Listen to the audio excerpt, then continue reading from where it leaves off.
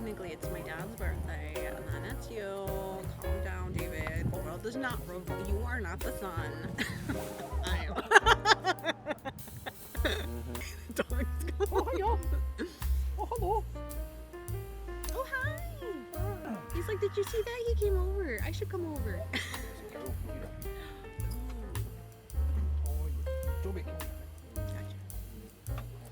Don't go over. Stay here. Not with that one. But logistically, iconically, Aesthetically, not that one.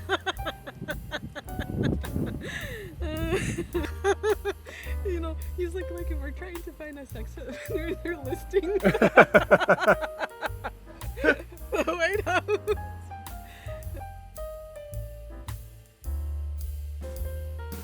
Hi friends, we have a sunny morning here in Scotland.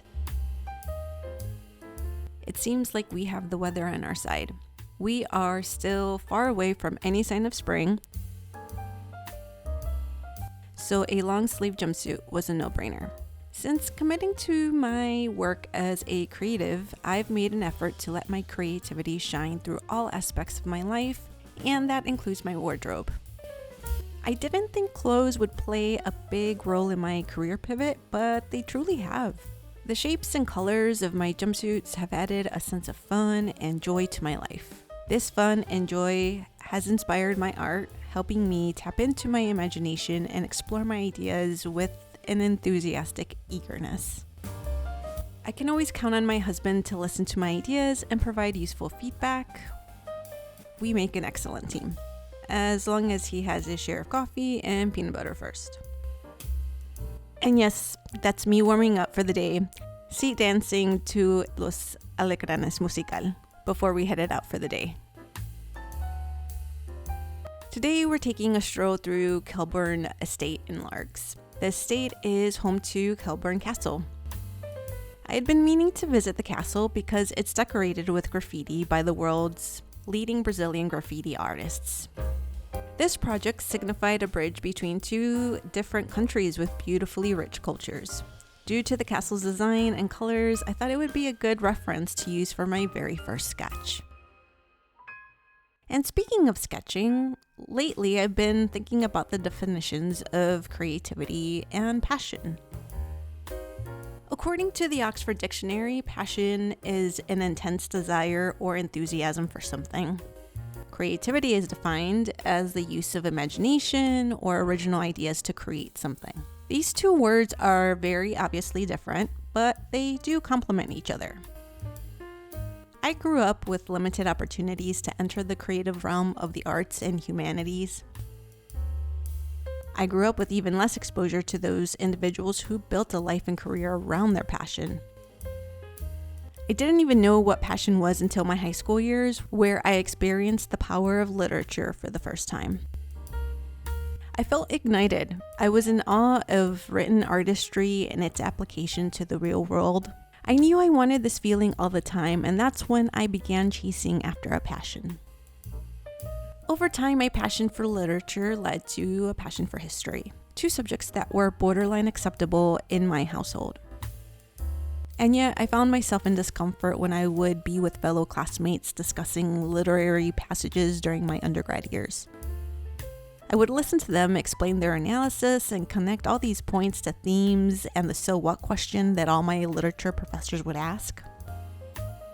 I couldn't analyze nature in a poem like them. I mean, I understood their analysis, but to provide an in-depth analysis about a tiny detail that would lead to a philosophical statement on the spot in front of everyone felt out of reach for me. At the time, I deduced that my passion was just not as good as theirs, that my mind was not creative enough, that maybe I didn't belong in creative circles and therefore a creative career.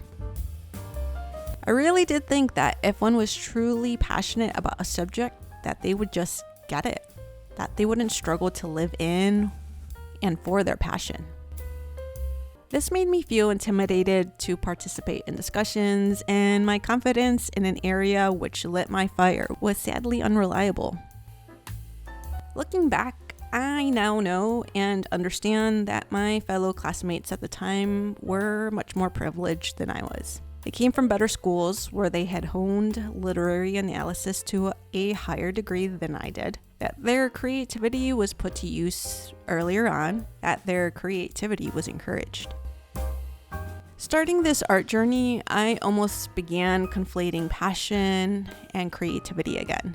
I initially began to doubt my potential, and right away I started to assume that maybe illustration or art in general wasn't my calling, my passion. I kept thinking, how do all these illustrators come up with worlds that are so whimsical and colorful? To come up with scenes where autumn leaves sail across the night sky, carrying kitties and puppies up to the stars, or where rainbows pour out of books and hug kitties like a cozy sweater, is something that I could never brainstorm. I didn't want to believe that my mind wasn't creative enough. I eventually tuned into a couple of classes on Skillshare. While I was on there to improve my technique, I learned that artists work with references, sometimes pulled from different sources, that using references wasn't cheating or an easy way out from the creative process. I was completely floored, friends, and relieved. From that point on, I began assembling scenes from various references and the ideas. My creativity soon began to expand, to develop. With more help from Skillshare, I've learned about light, shadows, texture, perspective. As with most activities that you surround yourself with, you eventually come across different approaches to doing said activity. Sketching was an approach to developing my creativity, which I had never considered. I always thought sketching was something that professional artists could only do the right way, meaning they could draw fast enough without compromising quality because they had honed the entire skill set to create cool things. I was far from that. Last month, my view completely changed, and I have Orla Stevens to thank for that. Orla is a Scottish artist and illustrator. Her YouTube channel is a wonderful educational platform on the art of sketching. I have watched countless episodes now, and I can confirm that I was completely wrong about sketching.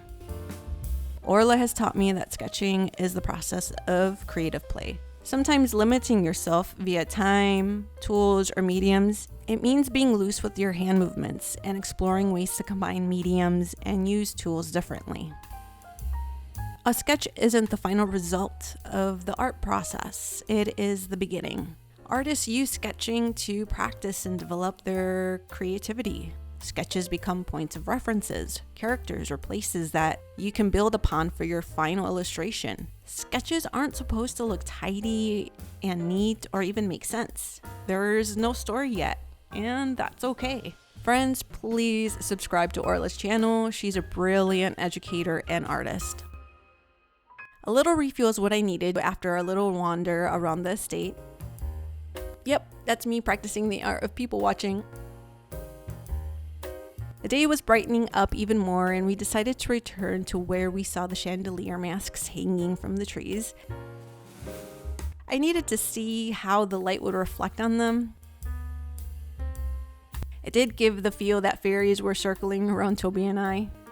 Any kid would have had a hoot standing there. Before we headed home, my husband surprised me with a little secluded beach that he had found. Toby was happy to socialize. The next day, I pulled up the reference photo of Kelburn Castle and I got to sketching. I set myself a time for 45 minutes and brought out my color pencils, pen, and pan pastels. Those were my limitations. I moved as quickly as possible, changing between pencils and pastels. I kept moving, thinking I need to relax my hand movements. I can't believe this was the first time I sat down to play like this. I was having fun. The possibilities of doing this again with different sets of time and different materials are really endless. And I can't wait to try out all these possibilities.